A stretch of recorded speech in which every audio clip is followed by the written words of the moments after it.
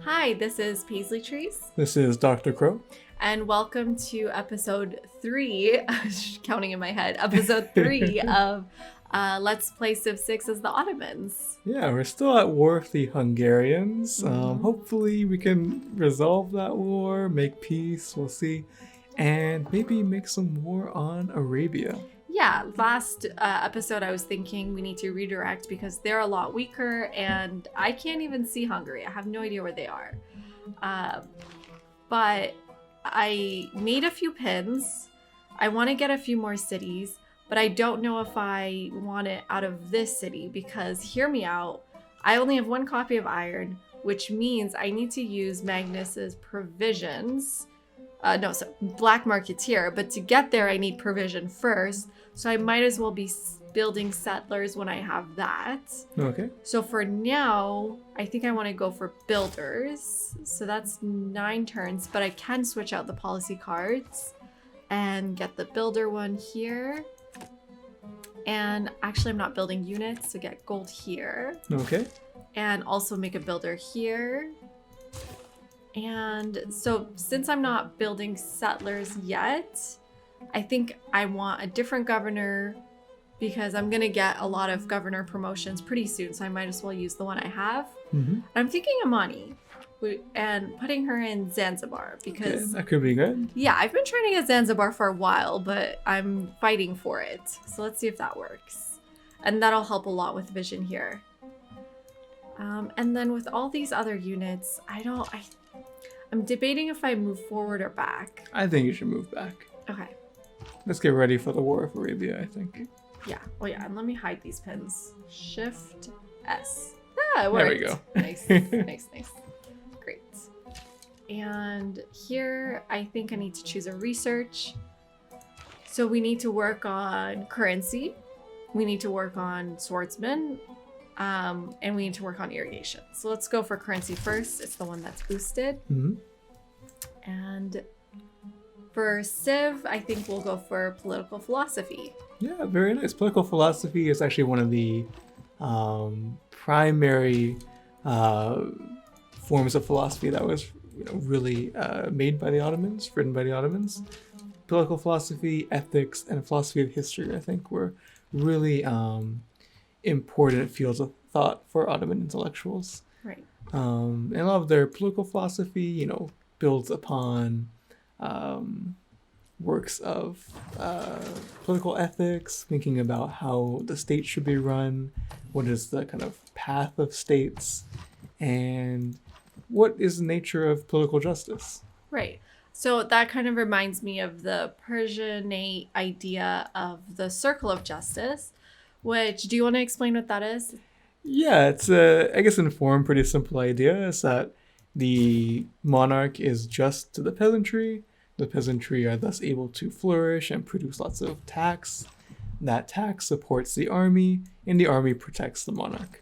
So theoretically, it should all work as a circle. One of the features of the system was that if the monarch was lax in his duties, then there was a kind of both right and maybe responsibility to revolt. And that is actually something which, even though the Ottomans kind of moved past the circle of justice idea, that is one thing that really remains kind of an interesting element of their political system. Right, and there were a lot of revolts during the Ottoman period. Some of the more famous ones are the ones with the Janissaries. The Janissaries are definitely very constant revolts, but one thing that should be kept in mind is that the Ottomans were aware of this, right? This is actually part of their political system. And so, there's a kind of interesting remark by the historian Mustafa Naima, who's an Ottoman historian, who notes that one of the kind of features of the Ottoman state was these constant revolts and constant rebellions, which were designed to kind of maintain the functioning of the system. So, yeah, it's a very interesting dynamic. Mm-hmm. And many times we have sultans abdicate, sultans assassinated, sultans deposed. And, I think later observers saw this as a symptom of Ottoman decline. Nowadays, historians tend to think of this, and by looking at the sources, we can tell that this was really an expected part of the system. Right. So Ottoman decline is kind of it's no longer a hot topic in Ottoman historiography. But I think it used to be. It used to be, and it's still, I think, in popular culture and in popular history. Right. So what is Ottoman decline? So there's, I guess, two ways you can think about it: a naive way and a more complicated way. Okay. The naive way is that the Ottomans aren't around anymore. They got defeated, so they declined. Therefore decline. Yeah. And, this is kind of... it's naive because, first off, they collapsed after World War One, which is pretty late. It's after Austria, after Russia. So there's nothing specific about the Ottomans in this regard. Secondly, Ottomans obviously were later in industrializing, but that's true of Austria, that's true of Russia, that's true of many places, right? Right. So, and for a very basic reason, Ottomans lasted hundreds of years after Suleiman, so you can't be in decline for hundreds of years. Right, which Suleiman is considered the peak. The height, the golden age. Yeah, both in like normal history, which is what I say Eric or Dr. Crow does, normal history. And I do architectural history. So also in architectural history, this idea of decline in aesthetics, decline in building material, things like that are also very popular, which are being or have been challenged, I would say, for the past 40 years. So it's not a new concept to challenge Ottoman decline, but yet we still hear it. And part of the reason for this is the more complex aspect of decline, which is that the Ottomans themselves did write a lot about decline. This is in the sources. It was a very important political dynamic for them and a thought, a kind of discourse. Similar to how, people today may talk about the American Empire declining. Yeah, and again, that doesn't necessarily mean America is declining, but it's something that's on everyone's minds. Right. And that was definitely true of the Ottomans too. Right, because you may say America is declining, but when we start looking at the GDP and we start looking at the military, the university system, right? Like it's all still number one, right? But we all have that discourse. Well, number one is maybe not number one, but definitely the military is like they spend more than every other country combined, which right? may be a sign of decline. Maybe, yeah. But like the time periods wherein the Ottomans themselves were talking about decline, like the 18th century, we can look back and say, well, actually, that was a period of extreme stability and actually like cultural influence of the Ottomans. So that's actually what I'm reading about now. So for those of you who don't know, I'm studying currently for my oral examinations, where I basically have to read like 500 books and get grilled on them. Yeah. And so right now I was reading a book called Ottoman Baroque. I highly recommend it, but it's talking about this idea that in the 18th... Oh, is it right behind me? You recommend the Ottoman Baroque? Yeah, I was literally just reading it before this. And yeah, so there's this idea that in the 18th century, instead of thinking about the addition of Ottoman Baroque to the styles that the Ottomans are drawing from in their architecture, thinking about it not in terms of European hegemonic influence, but thinking about this sort of the way that Ottomans are drawn to newness in that period. And so I was just reading about how stable things actually were in the 18th century. Yeah, 18th century. A very interesting period. And I see you chose oligarchy as the government type. Right. This is the 18th century is when we could probably say the Ottomans are at their most oligarchic, because at this point in time, the power of the Sultanate is really counterbalanced by different institutions like the Janissaries, provincial leaders, the harem, guilds, which are called esnaf, and all these different institutions are kind of maintaining a balance. And so this is why the 18th century, was a very kind of politically stable period up until the end, when we have the Age of Revolutions, and that also affects the Ottoman Empire. Oh, and here is Poland. Let's see. Can I make some deals? Yeah. Oh, I don't have anything to sell. Okay. Probably not. And they already don't like me. What a surprise. So, I mean, it's funny to meet Poland while we're at war with Hungary right now. Yeah, definitely. Poland and the Ottomans also had a very Fraught relationship. You know, there's definitely a lot of cultural movement back and forth. But yeah, the Ottomans and the Polish governments, like Poland, Lithuania, tended to have pretty tense relations. And the most famous example was during the siege of Vienna, when the Polish army comes and saves Vienna from the Ottomans. Speaking of Polish help, will they actually help me in this war? Yeah, let's see. Oh, will you? No, No, not under not- any circumstances. So living up to their historical position. So let's see here. We want Warlord's Throne, but something I've thought about is that the fact that the fact that Audience Chamber is in the government plaza, but in the case of the Ottomans, the audience hall is in Topkapı Palace. So what do you think? Is the government plaza more like the Hippodrome in Istanbul, which is the At Meydanı in Turkish? Or is it more like Topkapı Palace where the Sultan resided, in your opinion? Can we zoom into the government plaza? Yeah, let's see what it looks like.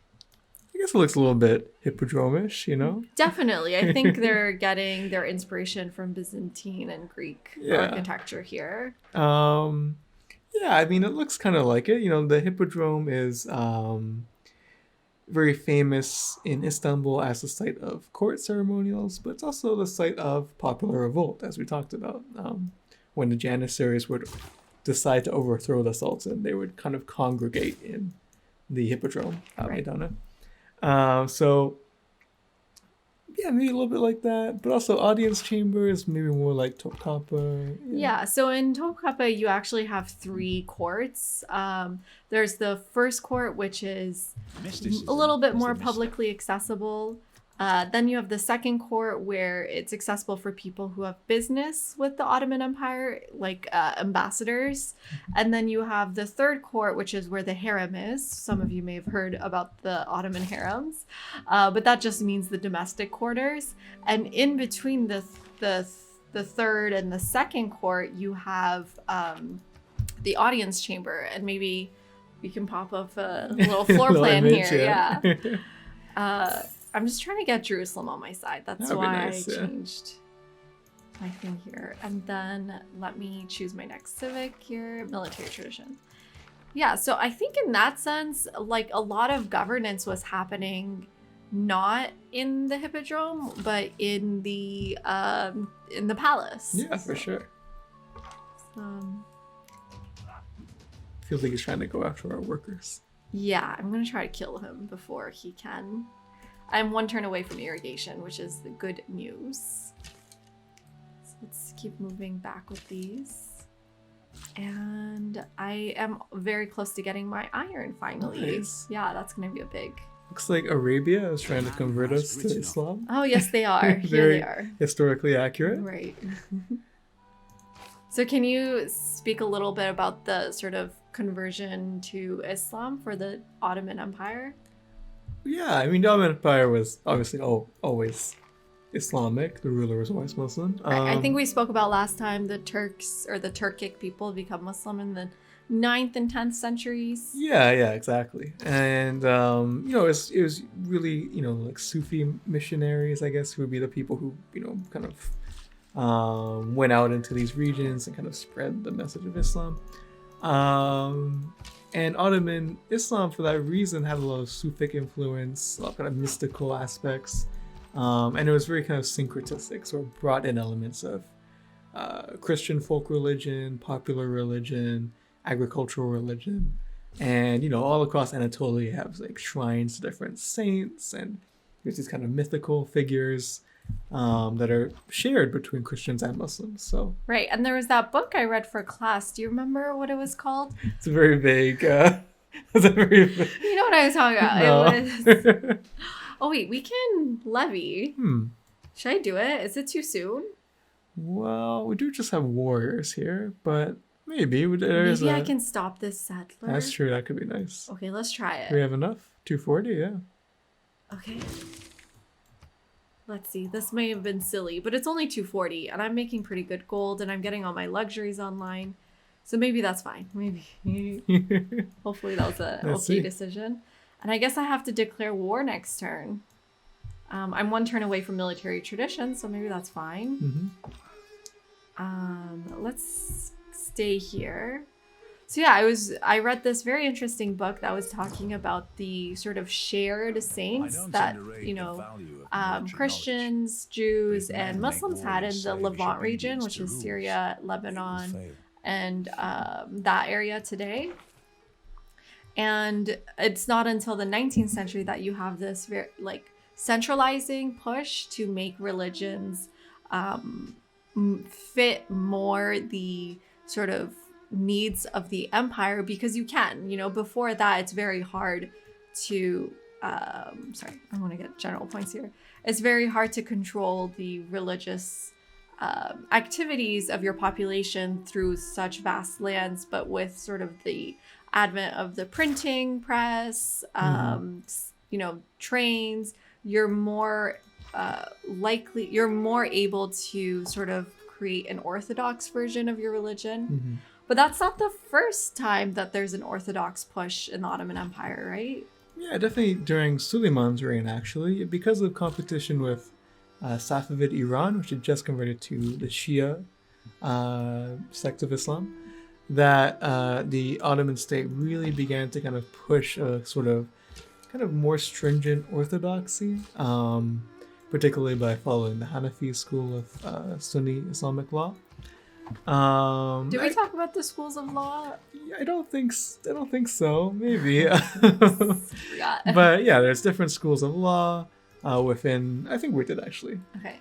Different schools of law within what is kind of generically termed the Sharia, and the Ottomans choose the Hanafi school as their official school, which is not, you know, the only school that exists in Arabia and in the provinces. There's different schools, but that's the official one, and that kind of syncretistic religious culture, you know, they try to kind of make it more homogenous. I just declared war. I don't know why I did it. It was kind of an impulse decision, but I wanted that settler. Okay. But I don't think I'm gonna get it. I should have levied a few turns earlier. Let's see what I can do. Well, maybe you can get Medina here. That would be nice. Yeah, although I wish our archers were a bit closer. That's right. Maybe I can build some archers. I don't know. Let's see. I just also changed my policies. I'm not building builders anymore. Maybe I can build one more builder then, since the policy's still in. Sure. Okay, let's do that. And then I also need to buy some tiles here. Do I have enough? I don't have enough money. Well, I can sell things. Let me sell things now. Yeah, that's a good idea. Yeah. That's a lot of money. But that's for both, which is fine. Give me that money. And now I can buy... Oh, 3 turns? I'd rather just get it now. Okay. Yeah. I mean, 3 turns isn't a lot, but I need every bit of iron I can get. That was a lot of boosts. Can we attack that archer? I don't think I can get the archer. So which... You can, can't you? No. Oh, no? Okay. Which means they can't get me, I think. I assume that's what it means. I do have this horseman here, though. Very annoying. Yeah. And I'm just going to move back with this. And they also have their scout. Okay. Of course. I decided to use my scout to go this way. What promotion did I take? Rainforest. So maybe going... Well, I can't go that way. I have to go through the hills. Okay. Took the wrong promotion. That's fine. And with this builder, I want to build and chop more. So let's keep going. And let's get some tea, which is... That's not a lot of money. I'd rather sell it for more. Let's see if we can do that. Yeah, let's bring all these guys down. Get ready to attack Medina. And they did found Damietta here. Right. Maybe we could attack it. Or just move towards Medina. Yeah, I think I'm gonna... Oh, hello. Ooh, okay, we should have stayed there. That is dead. Oops. Whoops is correct. So, well, I guess that means that there's no one here. We can move towards Baghdad as well. Sure. I mean, I'm not going to fight both. I just want to take a look. Let's see. Next turn. I'm getting tense, you know? Yeah, that was to be expected. And let's try to kill this. And do I chop now? I don't have a lot of oh, I have enough housing. That's good. So maybe chop here once, and that gets us, what were we working on? Did that just get us our warlord's throne? No. Did it? I completely, yeah. Okay. I've completely There we go. out.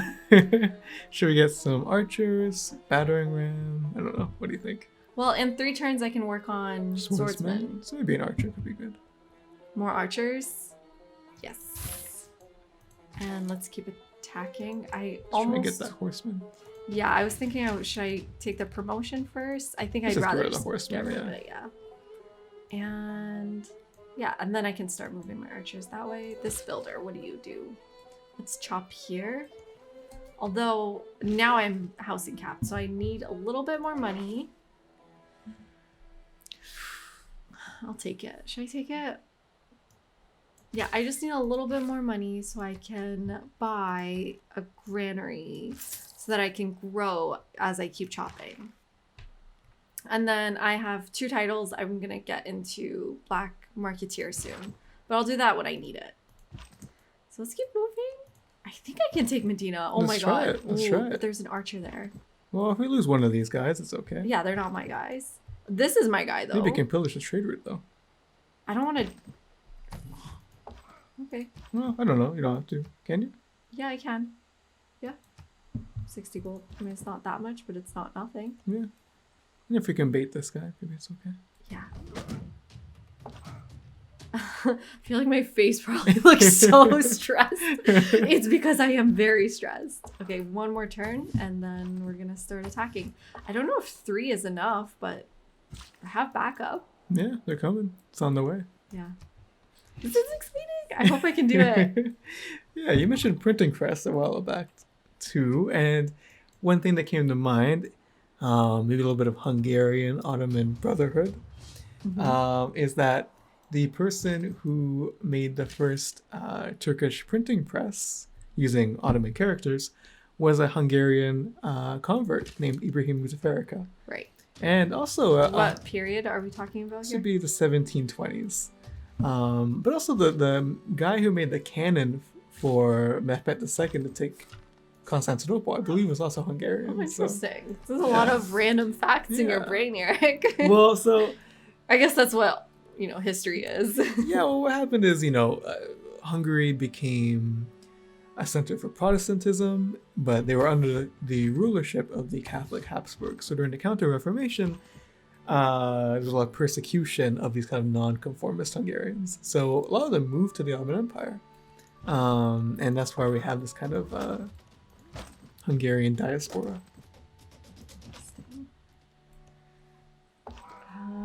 I think I'm gonna take Medina. This is so exciting. Yeah. I didn't think it was possible. I just randomly levied. But I was half expecting them to take them back. But let's see if it works. Let's not jinx this. Yeah. And you want to tell people about Nazar? It's it's literally jinxing it. But you may have seen the sort of blue eyes that hangs in Turkish people, Persian people, Greek people. I think Arabs have it too. A lot of Mediterranean cultures have this eye that's supposed to ward off the evil eye. So I don't have one. I have a bracelet. Yeah, okay. We'll bring it out. Yeah. So someone has a promotion. That's the archer. I think, should we go to the next turn? I am so close to getting Medina. Oh, the archer's leaving. Okay, good. Goodbye. All right. Oh, and there's our boost to machinery. Very nice. Should I let the archer take my trader? No. The reason why I was thinking is so that I could get a trader back and get it to Jerusalem, because I really want some vision up here. Mm-hmm. But it's fine. I'm going to get an envoy soon, I guess. I'm not sure exactly when. So 1 more turn, which means here we can work on What do you think? I'm not sure. Is there anything we need to build? I mean, I'd like to build walls. It's only 5 turns. It's not wholly necessary. I keep saying that. And then it becomes necessary. Yeah. Maybe let's get the walls. Let's get the walls. Okay. Yeah. But I think I will switch off in 1 turn. Okay. Yeah. Okay. So let's see about Medina here. Wait, we need to build one more thing here. I would like to get my commercial hubs up, but I it's don't know if we have enough gold to buy that, do we? Yeah, I wanted it all the way over here. So for now, maybe granary's fine. I do want to buy this tile. 7 turns. Yeah, okay. Just make sure it's in the right city. Yes. And chop once more. Hopefully get to... yes. 7 population soon. There we go. That's what I want to get. So I can get my next district in my capital. And you are going down here. And what should I do with this archer? Probably Bring just him down, yeah, bring for sure. down to this war. And you can also come down. Okay. Maybe... Is that an extra luxury? It is, but I don't know anyone to buy it. Where did my scout go? He's still over there. Can you meet Still people? hanging out. Yeah. Okay, here we go. Okay, let's see. How do I do this? Let's think about the moves. Yeah. So only these 2 are close to promotions. I think if I do this first, that's the right move. And Hopefully that archer doesn't kill that guy though. I guess that's fine if he does. I think, yeah, it's fine if they do. I did not do it yet. I think I need to wait 1 more turn. Thinking, should I pillage for health? Yes. And then next turn, I think I will win. Yeah. The city. Oh, yay. And should we bring these guys away from Baghdad or? Well, right now they're fine. Maybe I will fortify and then pillage here. And I think it's fine to stay here for 1 more turn. Let's see what happens. But I am bringing archers to help with Baghdad. So it might be good to, like, be in the area. The Lord made us all out Is that of iron working? Yes. Then he turns up the heat. So that means I can work on swordsman if I promote Magnus twice. Hopefully that's the right choice. How far am I from my next governor promotion? I'm a little far. Hopefully that's okay. And I am going to... I think I have to close it. Is that... And now I can do swordsman. Should I do it? Yeah, let's go for swordsman. Do I have the card in? Yes. Okay. I need to take out that builder card next time. Don't let me forget. Okay. And let's move the archers a little bit forward. The warrior forward. And this guy forward and this guy back. And build a mine. And build this. You can see I'm like very anxious. Then should we see what's going on over here? Yeah, okay. So this guy has a promotion, which is fine. I'm gonna take it. You have... Promotion? I hope I can still take the city with all these promotions. You can attack. Oh, I don't know if I can. Pretty close. Okay, next turn. And... Maybe you can attack the archer. yeah, I think I should weaken it a little bit. And another promotion. I'm getting a lot of promotions for my levied units. And here, let's work towards... I guess I want apprenticeship. So, it's interesting that the Ottomans are using... Oh my god. Oof, okay. Where did they show up from? I guess they're levied units here. Where did the swordsman... If I can kill the city now, I can kill the swordsman. Okay. That is my priority. Do it, do it, do it. How do I do it in a way that it works? Because they have 37 strength now. Oh my god, so many swordsmen. Where did these come from? See if you can take the city. I don't think I can. I think I have to move this back. Move this here. This there. Move this here. Yes! Oof, Oh very my nice. god, how am I gonna... Let's bring all of our guys over here. Okay, well that's about an episode's worth of content. Let's see, what happens if I keep the city?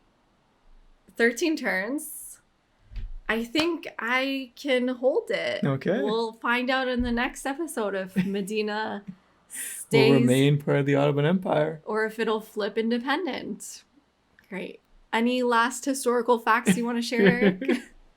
Well, I think it was under Selim that Medina was captured, so we're coming close to Suleiman's time, and once we get Baghdad, that'll be Suleiman's. Yeah, I think next episode I'm going to try to get Ibrahim Pasha, who is a Grand Vizier of Suleiman, and we can begin with, Give some Suleiman content. yeah. Yeah. Which is going to be interesting and hopefully fun for all of you. Let us know if, you have any questions or if you have any feedback for us on the historical side.